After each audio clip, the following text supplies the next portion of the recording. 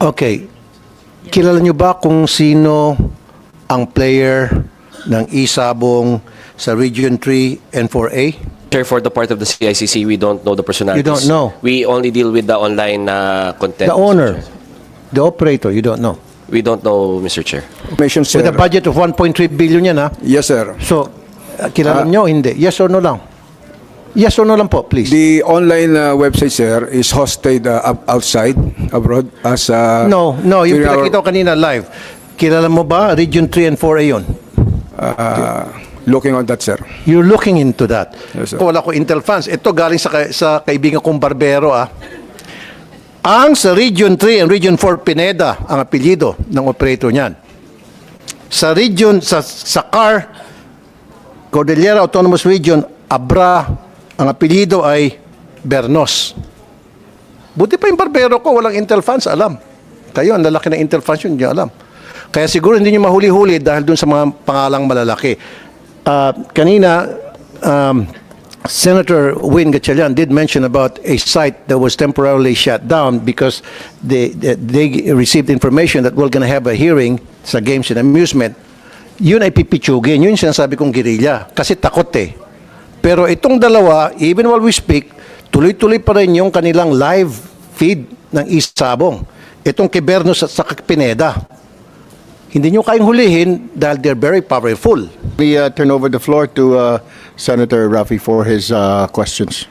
Thank you, Mr. Chair. PNP, CICC, NBI, meron man taga-PAOK dito? Okay. Kilala nyo ba kung sino ang player ng isabong sa Region 3 and 4A? Do you know? Mr. Chair, for the part of the CICC, we don't know the personalities. You don't know? We only deal with the online content. The owner, the operator, you don't know. We don't know, Mr. Chair. Okay, PNP? For information, sir. With a budget of 1.3 billion yan, ha? Yes, sir. So, kilala nyo, hindi. Yes or no lang? Yes or no lang po, please. The online website, sir, is hosted outside, abroad, as No, yung during our- pinakita ko kanina live. Kilala mo ba, Region 3 and 4A yun? looking on that, sir. You're looking into that. Yes, sir. At meron kang 1.3 billion budget sa Intel funds. Okay. How about NBI?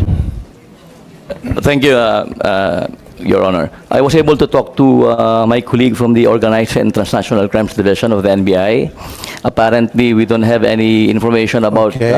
Pampanga, but Bulacan we have. Bulacan, you have. And who is the owner, operator of the isabong in Bulacan? Are we allowed to mention the name now? Why not? Go Considering that we are actually having an active application for search warrant in Bulacan. So if we may be allowed not to disclose the name because, in fact, All 2 right. weeks ago we applied for a search warrant. You should have And- done that last year because this has been operating since last year. But anyway, sige. PAOK, PAOK, meron? With the indulgence of Senator Rafi, siguro yung mga mentioning ng names ng kung sino mga operator nito, probably we can have an executive session. I'm gonna mention the name. Right after, asking these Kasi resource baka persons. sinasabi nila nag-apply sila ng search warrant, baka mabulabog. I don't think so. Okay. How about yung sa Cordillera Autonomous Region? Ulitin kong tanong sa PNP, kilala niyo ang operator dito? Ng isabong? Sir, Yes or no lang po? I will check with our intel. Check. CICC, kilala niyo po? Mr. Chair, no, sir. Again, we reiterate that the mandate of the CICC No. deals with... Sige, NBI, kilala niyo po? I would have to discuss with my other colleagues, Your Honor. Sirit na. Ako, wala ko Intel funds. Ito galing sa kaibigan kong barbero, ah. Ang sa Region 3 and Region 4 Pineda, ang apelyido ng operator niyan. Sa region, sa CAR, Cordillera Autonomous Region, Abra, ang apelyido ay Bernos. Buti pa yung barbero ko, walang Intel funds, alam. Kayo, ang lalaki ng Intel funds yun, hindi nyo alam. Kaya siguro hindi nyo mahuli-huli dahil dun sa mga pangalang malalaki.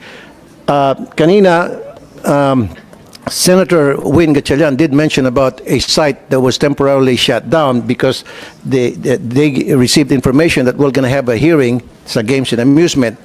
Yun ay pipitsugin. Yun yung sinasabi kong guerrilla. Kasi takot eh.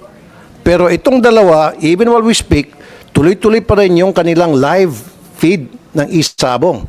Itong kay Bernos at sa Pineda. Hindi nyo kayang hulihin dahil they're very powerful. Tama ba ako, PNP, o tama ako talaga? Hindi nyo kaya hindi nyo kaya si Pineda. Hindi nyo kaya si Bernos. Ngayon, pakita nyo sa amin na kayo po ay nagtatrabaho para sa taong bayan, hindi para sa mga ma-influensya at mga makapangyarihang tao. Kasi PNP ka, di ba, to serve and protect? It seems to me that you're serving and protecting not the taong bayan, but Bernos and Pineda. The interests of Pineda and Bernos. Show it to us. CICC, DICT, NBI, PAOK, show to us Mr. na Chair. kayo ay nagsiserve sa taong bayan at hindi para sa ilan. Mr. Chair, with the permission of the chairman, sir. Sir, with CICC, that's the reason why we don't really deal with names. If it's illegal, we take it down. That's the reason why whoever the person behind any illegal website is, we don't really care, Mr. Chair. So we take it down once it's reported to us and once we verify it's illegal, we take it down, Mr. Chair. I know that, Yusek, but at least man lang, imposibleng hindi nyo alam kung, o hindi ka interesado malaman kung sino ang behind the operations of this illegal site para in case you need to file a case against these persons or people, at least meron kayong pangalan na may submit sa korte. Yes or no? Yes, tama? Yes, Mr. Chair. Correct, thank you. I rest my case. Now, dito naman po sa PAGCOR, merong mga e-gambling international. Ito yung sinasabi ni Sen. Erwin na hindi register sa PAGCOR and yet nakapasok dito. I don't know, again, CICC ang tatamaan dito at napapayagan. So hindi nagbabayad ito ng buwis kasi hindi registered sa PAGCOR eh. Example na lang, itong 1xBet, global betting company. It entered a partnership with the Maharlika Pilipinas Basketball League. Aware kayo dito? So, ba't ninyo tinitake down? Eh, hindi naman to register sa inyo at hindi allowed, hindi nagbabayad ng buwis sa Pilipinas. Your Honor, para po sa kaalaman nyo, pinatake down po namin ang MPBL, sa MPBL ang 1xBet at nung pong nagtutournament mismo, kami po ay nagpunta ron at binaba na po nila. Ang totoo po ay hindi na po sponsor ng MPBL ang 1xBet. Sumulat po ang PAGCOR sa organizers ng MPBL at doon po mismo nagpunta ang aming security para ibaba at nag-agree na po ang MPBL, iba na po ang sponsor nila, Your Honor. Hindi na po 1xBet. Ang 1xBet din po ay winarningan na rin namin, ganun din po lahat na nag-i-exhibit at merong mga convention sa Pilipinas, hindi na rin po namin bibigyan ng permiso na makapag-exhibit, payagang makapag-exhibit o magkaroon ng gaming conference sa Pilipinas kung ito po ay susuportahan at lalahok dito ang lahat ng mga illegal operators tulad nung binanggit ninyo na 1xBet na napaka-agresibo po talaga. Inulat na rin po namin ito sa CICC, sa DICT at sa NTC at gusto ko pong ipaabot sa inyo na ilang beses na pong naging aktibo sa pagbababa ng website ang CICC, kaya lang po siguro sila'y mas technical na makapagpapaliwanag na ang nangyayari po, napapalitan nila yung isang image, isang letra, isang comma para po mag-resume na naman po sila. So kung mamarapati nyo po siguro, Your Honor, baka po magandang ang CICC ang makapagpaliwanag kung bakit hanggang ngayon po tuloy pa silang nakakapagpasugal at nakakapag-ano dito sa atin. Pero ang maliwanag po, Your Honor, doon po sa issue ng MPBL, definitely po, nag-agree na po ang MPBL, tinanggal na po nilang major sponsor, ang 1xBet. Pangalawa po, naiulat na po namin ito, kasama ito po sa inulit ni Attorney Fernandez earlier, na ilan libong website na aming rini-refer sa DICT at sa CICC. Okay, Chairman, Opo. nabanggit nyo na ginawa nyo ng trabaho nyo pero yung CICC hindi pa rin kasi nagtataka ka ba't Opo, hanggang ngayon hindi pa rin siguro po natitake sila na down. makakapagpaliwanag. CICC, please answer. Mr. Chair, we have taken down yung mga nireport na po na website ng 1xBet. Ngayon ho, tine-check namin yung 1xBet. Iba na yung pangalan nung URL ho nila. Ganito ho talaga yung ginagawa ng mga illegal gambling sites. Once we take down their sites, they put up new URLs. So parang bago siyang website again. So constantly. And Mr. Chair, to be fair po, from 2022 to 2025 po, 12,000 sites ang pinapablock namin in that period. Ngayon ho, nag-ramp up kami. We're taking down 50,000 sites a month po, Mr. Chair. So talagang hindi ho tumitigil ang CICC at ang DICT po para mapigilan yung mga websites na to from popping up. Alam namin kasi pag tinake down namin, may mga naka-ready yan eh. So we ramped up yung detection material namin. Detection namin, Mr. Chair. Pero CICC dapat continuous yung gagawin yung trabaho. Hindi ho kami yung- tumitigil, Mr. Chair. Of course. Ngayon, ito ng request ko, Mr. Chair, last na. This is a challenge to the You PNP. still have 5 minutes, Senator Okay. Rafi. To the PNP, CICC, NBI, and then the PAOK. Show to us na hindi kayo incompetent, na hindi kayo friendship ni Pineda at ni Bernos. Ipatigil nyo itong online sabong nila. Hanggang ngayon, ang tapang, di ba? Online pa rin sila. Kahit na alam nila na nag-hearing tayo, online pa rin sila. Papakita pa natin. Play nyo ulit. Live pa rin sila. That's how big time these people are. Because they think they're untouchable because they're a friend of the PNP, they're a friend of the NBI, they're a friend of the CICC and the PAOK. Ayan oh.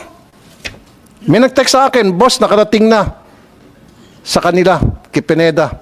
Nag-text. Source ko, nakarating na kay Pineda. Anong ginawa ni Pineda? Tuloy lang. Walang respeto.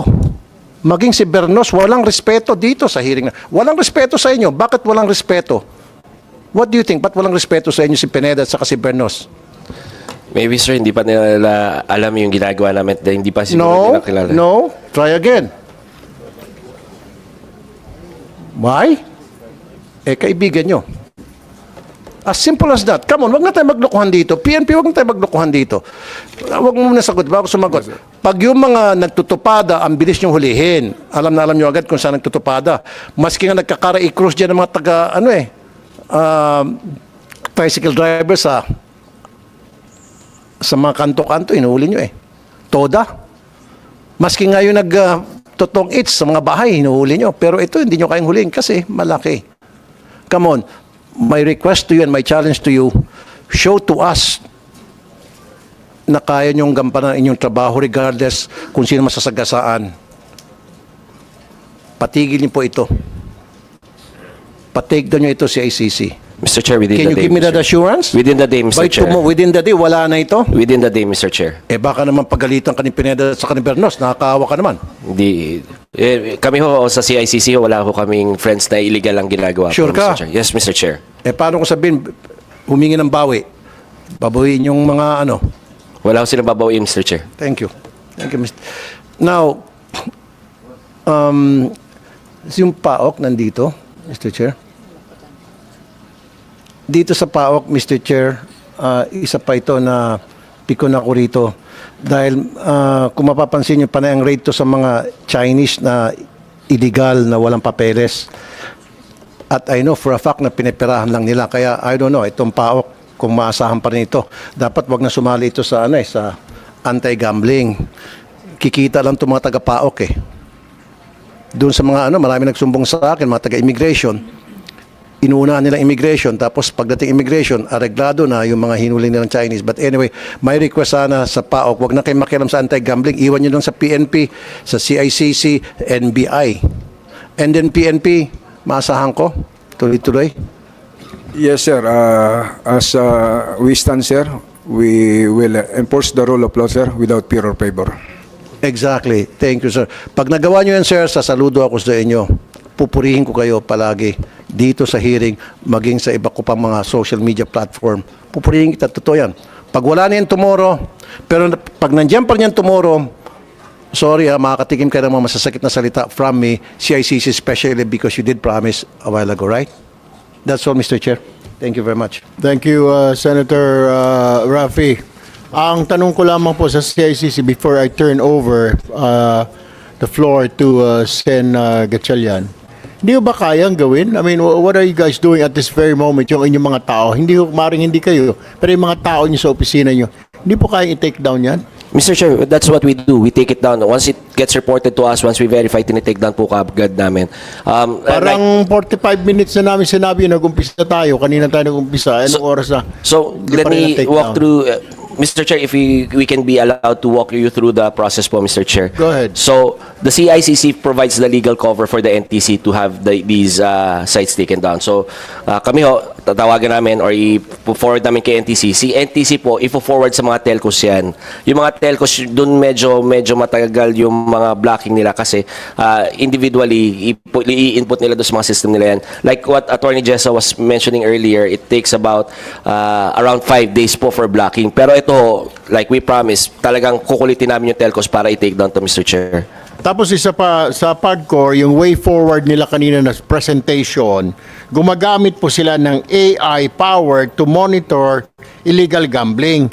Wala ho ba kayong ganong system na AI, artificial intelligence to monitor para pag sinara ito, lumipat siya, nasusundan ninyo? Can't you do that? Wala, binigyan naman yata namin ni Senator Win ng pondo kayo, DICT.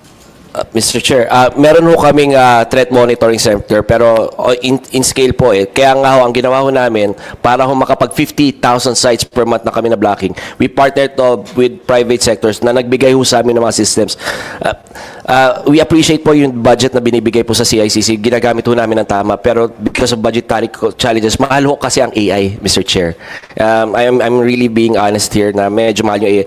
But hindi ho naging hadlang sa amin yun to partner up with the private sector para ho pigilan yung mga illegal online gambling sites, Mr. Chair. So wala pa kayo itong AI dahil mahal. Is that what you're saying? Yes, Mr. Chair. Mr. Chair, pwede makasingit? Go ahead, Senator Kung mahal, Rafi. ba't hindi kayo humingi ng support sa PAGCOR? And I think PAGCOR will be more than happy and willing to help. Tama ba, PAGCOR? Your Honor, gusto ko pong ipaalam sa inyo, lahat po nung nakikita namin araw-araw through our AI-powered tools, automatic po, pinapadala na po namin sa CICC. Oh, yun naman at sa pala eh. NTC. Yes, Mr. Chair. At lahat Yun ng po ang ginagawa namin, araw-araw po, halos sa isang buwan, 3,000, 4,000, yun po, kaagad naming pino-forward sa kanila para ma-action na nilang ma-block dahil wala Agad-agad. po kaming authority na mag-block eh. So, kaagad po yun, we share, we corroborate with them at yun nga po ang binalita ni Attorney Fernandez earlier, talaga namang na-reduce po yung blocking time. Kaya lang, may mga rason po. Mabagal lang si ICC. Hindi naman po ganun kabagal. So, Bimilis na CICC, po. nabubuking kayo si ICC. Mr. Chair, kung sa amin, no, mabilis po kami. Once we receive it, within the day, napapasa natin sa NTC. Yusek Paraiso, sandali lang po. I think Secretary Aguda will have to go to the other hearing. Your excuse, Secretary Aguda. Go ahead, continue. Yusek Paraiso. So, pag na-receive namin yan, within 24 hours na papa-forward na namin yan sa NTC, ang medyo nahihirapan ho kami with the telco side kasi sila talaga yung nag-shutdown ng mga sites na yan in their own platforms kasi ano yan eh. It's a function of the telcos yung pag-block ho na sites. So, inuutusan ho namin sila to block. And to be fair, within those 5 days, napapablock naman ho sa nila, Mr. Chair. Last question, one more question, Mr. Chair. Mr. Tenko, ilan na yung naipasa nyo sa CICC using that AI program Ang na mga illegal gambling ang sites? report po namin sa kanila nito pong 2025 at early part of 2026, meron pong 7,800 po. 7,800. Ang na-block po nila ay 7,500 po or 96%.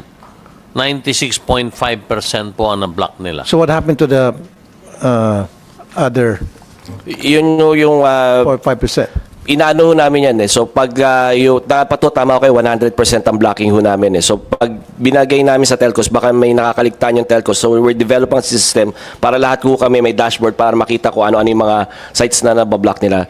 And to further elaborate on what Chairman Ali is saying, sir, tama ho, 7,000 na yung binibigay nila. Pero ngayon, no, because of the partnership with the private sector, meron na ho kami, ang average na namin ngayon, starting February, is around 50,000 sites per month na po kami ngayon. Ngayon, Mr. Tenko, for the year 2026, this year, ilan na po yung nasubmit nyo sa CICC for Para blocking? po sa taong 2026, ang i-report po namin sa kanila yung 1,406. 1,406. At doon po, malugod ko pong binabalita, yung 1,406 po na block nila. Total. So ang average po nila this January, 100%.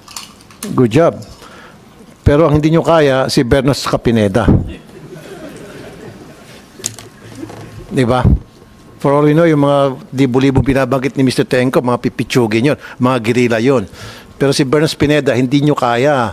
Mr. Chair, we committed within the day, Mr. Thank Chair. you. Thank you, Mr. Chair. Thank you, Senator Rafi. Now we